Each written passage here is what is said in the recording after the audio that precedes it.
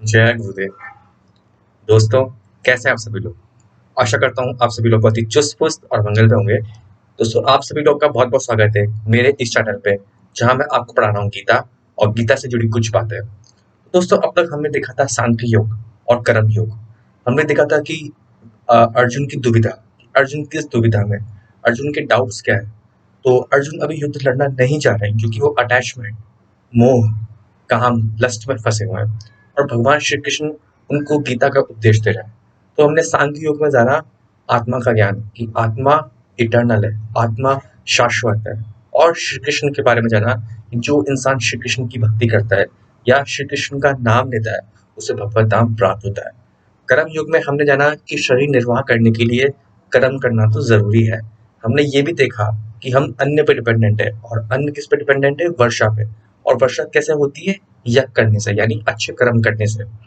हमने ये देखा कि भगवान के लिए कुछ भी पाना बहुत ही सिंपल है, लेकिन फिर भी भगवान इस धरती में आते हैं और कर्म करते हैं ताकि वो एग्जाम्पल सेट कर सके। उसके बाद हमने ये देखा कि भगवान ये बताते हैं कि महापुरुष, जो ज्ञानी और महापुरुष होता है, वो एक स्थिर पुरुष होता है और वो कॉमन पर्सनों को रास्ता दिखाते हैं कि आप भक्ति के मार्ग पर जाइए। इन सब चीज की हमने चर्चा करी, डिस्कशन करा, और हमने बहुत कुछ जाना सांख्य योग और कर्म योग से। आइए आगे बढ़ते हैं ज्ञान योग पे और दिव्य ज्ञान पे। अध्याय 4। आइए देखते हैं दिव्य ज्ञान। इमं विवस्वते योगम प्रोक्तवानहं वयमं विवस्वस्नामन्वे प्राह मनुऋक्षके ब्राव्रवीतः। भगवान श्री कृष्ण ने कहा कि मैंने इस अमर योग विद्या का उपदेश सूर्यदेव विवस्वान को दिया, और विवस्वान ने मनुष्य के पिता मनु को उपदेश दिया, और मनु ने इसका उपदेश इक्ष्वाकु को दिया। इसमें बताया गया है कि ये जो गीता का जो ज्ञान है ना, ये जो आज जो देखो जो गीता का ज्ञान ज्ञान मिल रहा है, ये सबसे पहले मैंने सूर्यदेव को दिया। फिर सूर्यदेव ने किसको दिया? विवस्वान ने दिया। फिर विवस्वान ने किसको दिया? मनुष्य के पिता मनु को। और मनु ने किसको दिया लास्ट में? इक्ष्वाकु को। ठीक है, तो ये बताया गया है कि ये जो ज्ञान है ना, ये बहुत पुराना ज्ञान है। जैसे आप ही देखो कि जो कलयुग है वो 4,32,000 साल का है, और अभी सिर्फ हमको 5,000 साल हुआ है। उसके बाद आता है हमारा द्वापर युग। तो द्वापर युग कितना है? 2x ऑफ कलयुग। तो कितना हो गया? ये हो गया करीबन 8,64,000। उसके बाद आता है हमारा त्रेता युग। त्रेता युग युग युग कितना है? 3x, यानी 12,00,000 करीबन 96,000। इतना लंबा है हमारा त्रेता युग। और सबसे लास्ट में आता है सतयुग। तो सतयुग कितना होगा? 17,28,000।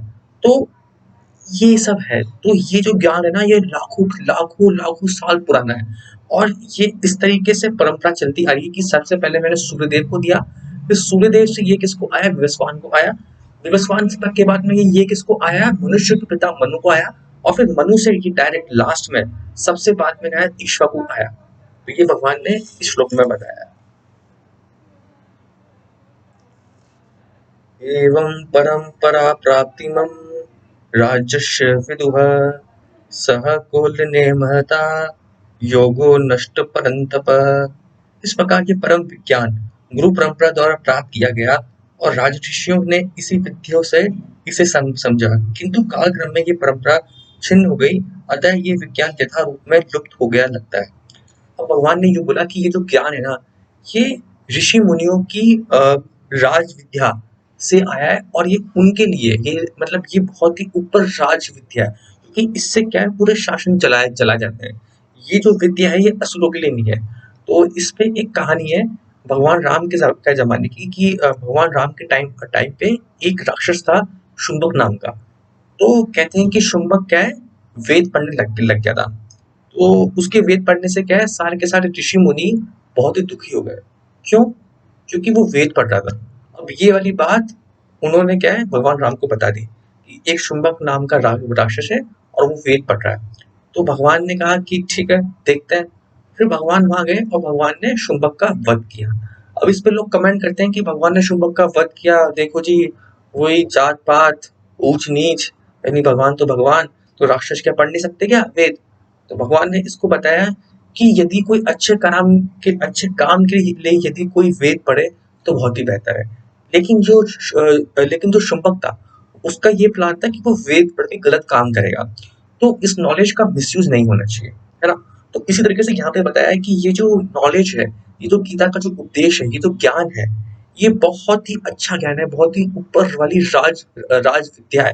तो इसको ऋषि मुनियों की दी थी, और अभी के इस काल में ऐसा लगता है कि ये लुप्त हो गया है।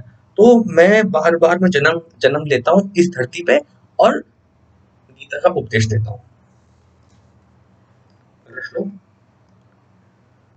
आज मेरे द्वारा स अव्ययम मायो तेज्ञ योगम प्रोक्त पुरातनः भक्तो शिक्षा चेति रहस्यम होतु द्युततमम्। आज मेरे द्वारा वह यही प्राचीन प्राचीन योग यानी परमेश्वर के साथ अपने संबंध का विज्ञान तुमसे कहा जा रहा है, क्योंकि तुम मेरे भक्त तथा मित्र हो, अतः तुम इस विज्ञान के दिव्य रहस्य को समझ सकते हो। देखिए, अर्जुन है ना, अर्जुन भगवान श्री कृष्ण का एकदम प्रिय भक्त है। क्यों? क्योंकि उसने क्या है, भगवान श्री कृष्ण को पूरा सरेंडर करा है। और सेकंड बात क्या है, अर्जुन प्रथा के बेटे हैं, और प्रथा कौन है? भगवान श्री कृष्ण की बहन। ठीक है, तो इस तरीके से क्या है, अर्जुन भगवान का बहुत ही प्रिय सखा भी है, प्लस अर्जुन भगवान श्री कृष्ण का बहुत परम भक्त भी है। क्योंकि उसने क्या है, बीच में कहा था कि हे केशव, अब मैं पूरी तरीके से डाउट्स में फंस चुका हूँ, कृपया आप मेरी बुद्धि को सही मार्ग पे लाइए। और उन्होंने सरेंडर किया। तो इस तरीके से भगवान श्री कृष्ण ने कहा कि तुम इस विद्या को पाने के लिए सबसे योग्य उम्मीदवार हो। क्योंकि देखा जाए तो अर्जुन से बड़े बड़े लोग भी थे, युधिष्ठिर भी थे, भीम भी थे, नकुल भी थे, लेकिन उनको ये वाला ज्ञान क्यों नहीं मिला? क्योंकि वो भगवान के सामने सरेंडर नहीं हुए। जो सरेंडर होता है वो सबसे बेस्ट होता है। तो इस वजह से भगवान ने बोला कि तुम इसको पाने के लिए सबसे अच्छे उम्मीदवार हो, तो ये वाला ज्ञान अभी तुम्हें इस समय मिल रहा है। अगला श्लोक, अपरम भवतो जनम परम जनमं विवस्तः कथमेतद्विजानीयं तवमादो पृथक्वानीतः। अर्जुन ने कहा, सूर्यदेव विवस्वान आपसे पहले हो चुके हैं, श्रेष्ठ है, ज्येष्ठ है, तो फिर मैं कैसे समझूं कि प्रारंभ में आपने इस विद्या का उपदेश दिया था? देखिए, बहुत ही अच्छा क्वेश्चन अर्जुन ने लॉजिकली पूछा। अर्जुन ने यूँ पूछा कि भगवान, आप तो सिर्फ अभी जन्मे हो। भाई, आपका जन्म तो अभी हुआ है द्वापर युग में। तो आप ये कैसे कैसे कह सकते हो कि ये वाला ज्ञान आपने सूर्य को दिया? क्योंकि सूर्य देव तो आपसे भी ज्येष्ठ है, वो तो अनंत काल से हैं, और मैंने तो आपको सिर्फ अभी देखा है, इसी टाइम पीरियड में। तो अब इस चीज से अर्जुन कंफ्यूज है कि भगवान कहना क्या चाह रहा है। आइए देखते हैं कि भगवान वो अब क्या कहते हैं। अगला श्लोक, श्री भगवानुवाच बहूनि मे व्यतीतानि जन्मानि तव चार्जुन तान्यदेवं वेद सर्वाणि न तथं वेद परन्तप। भगवान ने कहा, तुम्हारे तथा मेरे अनेकानेक जन्म हो चुके हैं, मुझे तो उन सब का स्मरण है, किंतु हे परंतप, तुम्हें उसका स्मरण नहीं रह सकता है। अब भगवान ने यहाँ पे एक बहुत ही अहम बात बोली है कि तुम्हें ये लगता है कि ये तुम्हारा पहला जन्म है, लेकिन हे पार्थ, हे परंतप, ये बहुत ही गलत है। तुम्हारे और मेरे लाखों जन्म हो चुके हैं, लेकिन तुम्हें इस बात का स्मरण नहीं है, क्योंकि भगवान है वो तो। भगवान को तो सभी का चीज का पता है कि आगे क्या होने वाला है, पहले क्या हुआ और प्रेजेंट क्या है। क्योंकि ये जो माया है ना, ये भगवान ने ही बनाई है। तो भगवान यूं यूं कहते हैं कि मैं तो अजन्मा हूँ, मतलब मैंने ये वाला ज्ञान पहले ही बना लिया था। और ये ज्ञान है कि तुम्हारे और मेरे बहुत सारे जन्म हो चुके हैं, लेकिन तुम्हें स्मरण नहीं है। क्योंकि हर बार तुम एक नए शरीर में आते हो, तुम एक नया शरीर धारण करते हो, आत्मा वही रहती है। तो ये वाली बात भगवान ने अर्जुन को एक्सप्लेन करी। अगला श्लोक, अजोषपि सत्र व्यमात्मा भूतानामिश्रचोऽपि सः प्रगत्यं स्वामिष्ठिताय संभववातम माम्यता। यद्यपि मैं अजन्मा तथा अविनाशी हूँ, और यद्यपि मैं समस्त जीवों का स्वामी हूँ, तो भी प्रत्येक युग में अपने आदि दिव्य रूप में प्रकट होता हूँ। भगवान ने यूं यूं बोला कि ना, मैं मैं इटर्नल हूँ, है ना, यानी मैं अजन्मा हूँ और अविनाशी हूँ, यानी मुझको कोई मार ही नहीं सकता। लेकिन फिर भी मैं समस्त जीवों का स्वामी हूँ, यानी मैं इस प्रकृति पे जितने भी जो जीव है ना, उनका गॉड हूँ, यानी उनका स्वामी हूँ। और प्रत्येक युग में यानी हर एक काल में, द्वापर युग, त्रेता युग, कलयुग और सतयुग, इन चारों युग में मैं जन्म लेता हूँ इस धरती पे अपने विराट रूप में। अगला श्लोक। यदा यदा हि धर्मस्य ग्लानिर्भवति भारत, अभ्युत्थानाद्धर्मस्य तदात्मानं सृजाम्यहम्। ये बहुत ही इम्पोर्टेंट श्लोक है और ये आपने श्लोक बहुत बार सुना भी होगा। जो पहले की जो महाभारत थी उसके अंदर स्टार्टिंग लाइन यही आती थी, यदा यदा ही धर्मस्य। तो आइए हम इसका मीनिंग देखते हैं। इसका मीनिंग ये है, हे व्रतवंशी, जब भी और जहां भी धर्म का पतन होता है और अधर्म की प्रधानता होने लगती है, तब तक मैं अवतार लेता हूँ। यानी भगवान यूं बता रहे हैं कि देख, जब जब भी अधर्म बढ़ता है इस दुनिया में, यानी जब जब भी असत्य है ना, और गलत चीज इस दुनिया में बढ़ती है, उस समय मैं जन्म लेता हूँ और पापियों का नाश मतलब पापियों का नाश करता हूँ मैं। देखिए भगवान श्री कृष्ण है ना, तो भगवान श्री कृष्ण को आप देखिए कि भगवान श्री कृष्ण कुछ समय पहले तो बताते हैं कि वो रास लीला करते हैं, एकदम गोपियों के साथ में रहते हैं, और फिर एक उनका एक एक लीला हमको ये देखने को मिलती है कि भगवान श्री कृष्ण ने अर्जुन को युद्ध के लिए प्रेरित करा। तो ये कितना कॉन्ट्रडिक्ट है, क्योंकि क्योंकि राम भगवान को देखिए तो वो एक सत्य थे, एक मर्यादा पुरुष थे, लेकिन श्री कृष्ण ने सारे काम काम करे।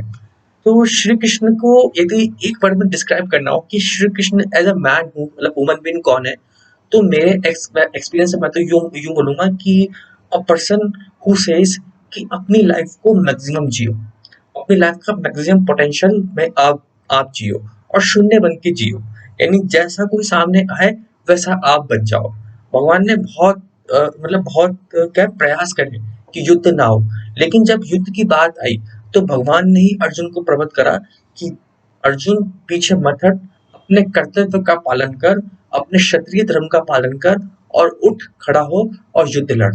क्योंकि मैंने देखा है कई कई लोग जो भगवान श्री कृष्ण को जो छोटे रूप में मानते हैं, कि जो मतलब गोपियों वाले मतलब क्या वो जो भगवान को मानते हैं, वो ये स्वीकार नहीं करते कि भगवान यही भगवान है जिन्होंने क्या है युद्ध के लिए अर्जुन को प्रेरित करा। ये मानना बहुत मुश्किल होता है, क्योंकि एक एक तरफ आप ये देखते हो कि ये ना भगवान अहिंसावादी है, और एक तरफ आप देखते हो कि भगवान हिंसावादी है। लेकिन मेरा ये कहना है कि भगवान ने हमेशा धर्म और कर्तव्य का पालन करा। जिस समय जैसी जैसी सिचुएशन आई ना, भगवान ने उसी टाइम उसी चीज का पालन करा। तो आगे आगे बढ़ते हैं। परित्राणाय साधूनां विनाशाय च दुष्टकालं धर्मस्य संस्थापनार्थाय संभवामि युगे युगे। भक्तों का उद्धार करने, दुष्टों का विनाश करने तथा धर्म की फिर से स्थापना करने के लिए मैं हर युग में प्रकट होता हूँ। यानी भगवान ने एक बहुत ही मतलब इम्पोर्टेंट बात बोली है कि भक्तों का उद्धार करने के लिए, यानी जो प्रिय भक्त है उनका उद्धार करने के लिए, उनको वैकुंठ धाम तक पहुंचाने के लिए, दुष्टों का विनाश करने के लिए, यानी जो बुरी ताकतें हैं, अधर्म है, अनीति, अत्याचार है, उसका विनाश करने के लिए तथा धर्म की फिर से स्थापना करने के लिए मैं हर युग में जन्म लेता हूँ। यानी मैं हर युग पे आता हूँ भगवान बन के। अब देखिए आप ये पूछेंगे कि कलयुग में भगवान कहाँ है? भाई कलयुग में भी भगवान है। भगवान ने बोला है कि जब इस दुनिया में जब बहुत ज्यादा अत्याचार बढ़ जाएगा, तब मैं कल्कि नाम का अवतार इस धरती पे लूंगा। तो ये वाली बात भगवान ने बताई है। अगला श्लोक। जनं करं च मे दिव्यमेवं यो वेत्ति तत्त्वः त्यक्त्वा देहं पुनर्जन्म नेति मामेति सो अर्जुनः। हे अर्जुन, जो मेरे अविभाव तथा कर्मों की दिव्य प्रकृति को जानता है, वह इस शरीर को छोड़ने पर इस भौतिक संसार में पुण्य जन्म नहीं लेता, अपितु मेरे सनातन धाम को प्राप्त होता है। यानी भगवान ने बोला, जो मुझको जानता है, जो मेरे बताए हुए मार्ग का अनुगमन करता है, जो मेरी जो विद्या का पालन करता है, वो इस जन्म मरण साइकिल से दूर रहता है, और वो लास्ट में जाके उसकी आत्मा मुझको प्राप्त होती है और वो इंसान मुझको प्राप्त होता है और वो भगवत धाम में जाता है। तो यानी एक तो होता है मटेरियल वर्ल्ड और एक होता है मतलब वो स्पिरिचुअल वर्ल्ड। तो जो स्पिरिचुअल वर्ल्ड को अंदर से मानता है, भगवान की भक्ति करता है, भगवान के बताए हुए मार्ग का अनुसरण करता है, उनके मार्ग पे चलता है, उनका भजन करता है, तो वो इंसान लास्ट में जाके भगवान को ही प्राप्त होता है। अगला श्लोक। वीता ऋग् भयो क्रोधा मन्मया मापु पश्यता बहवो ज्ञानतपसा पूता मदाव वाग्मगातः। आसक्ति, भय तथा क्रोध से मुक्त होकर, मुझे पूर्णतः तन्मय होकर और मेरी शरण में आकर बहुत से व्यक्ति भूतकाल में मेरे ज्ञान से पवित्र हो चुके हैं। इस प्रकार से उन सबों ने मेरे प्रति दिव्य प्रेम को प्राप्त किया है। भगवान ने ये वाली लाइन बोली है कि कोई मुझको सखा के रूप में प्राप्त करता है, कोई मुझको प्रेमी के रूप में प्राप्त करता है, कोई मुझको पुत्र के रूप में प्राप्त करना चाहता है, कोई मुझको पिता के रूप में प्राप्त करना चाहता है। लेकिन जैसी जिसकी श्रद्धा होती है, जैसा जिसका प्यार होता है और अपने अंदर से आसक्ति यानी अटैचमेंट, भय, क्रोध, यानी ये जो आपकी जो सबसे बड़ी जो शत्रु है ना, इनको छोड़कर जो मेरी भक्ति करता है, तो वो मुझको प्राप्त होता है। और भूतकाल में बहुत सारे लोग मुझको प्राप्त हुए हैं। तो हमको भगवान की भक्ति करनी ही चाहिए। देखिए हमने कर्म युग में क्या देखा, कर्म युग में भगवान ने मतलब जैसे अर्जुन ने पूछा कि भगवान आप बताइए कि जब सबको सभी कुछ चीजों के बारे में पता ही है कि क्या चीज सही है और क्या चीज गलत है, तो फिर भी हम गलत चीज क्यों करते हैं। तो भगवान ने इस चीज का जवाब दिया क्योंकि हमारे अंदर क्या होता है कि हम है ना जो प्रकृति के रजोगुण से बड़े प्रभावित होते हैं और हमारे अंदर काम, क्रोध, गुस्सा, लस्ट, ये सब चीजें होती है। तो ये सब चीजें क्या है, बुद्धि को हर लेती है और आत्मा को परमात्मा से मिलने से हटाती है।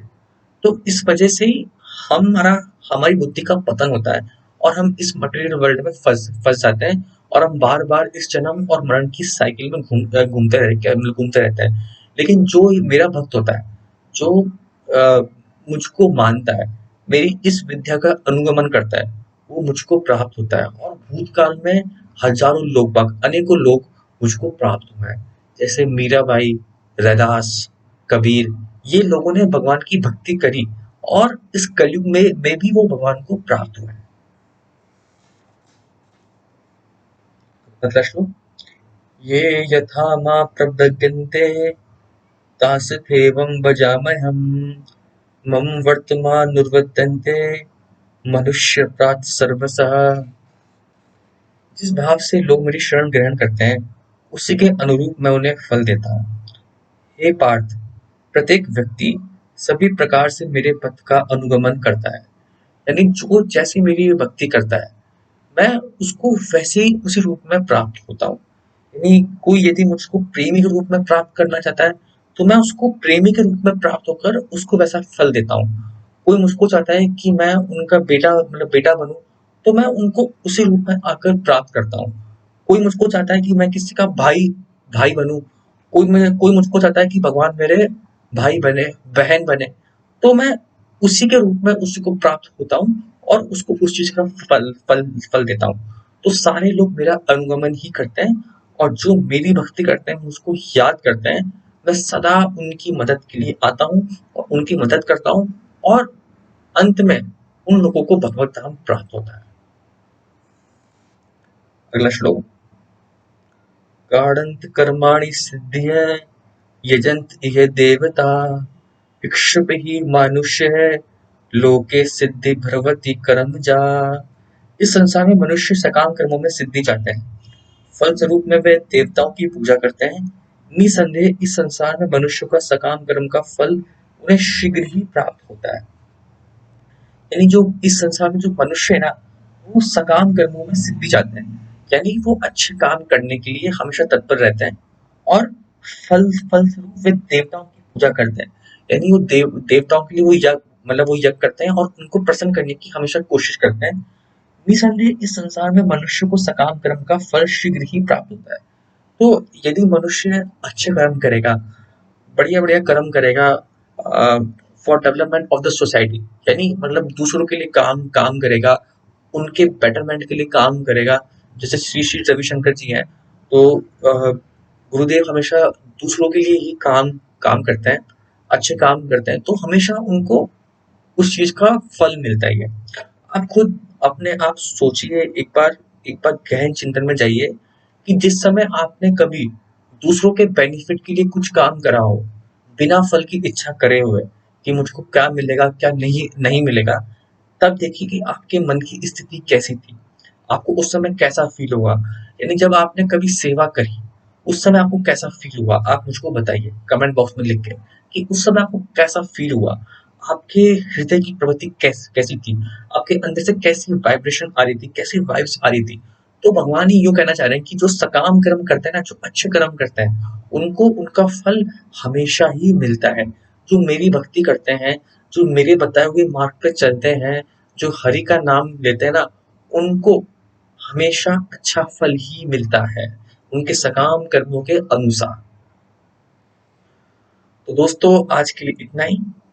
आशा करता हूँ आपको ये सेशन समझ में आया होगा।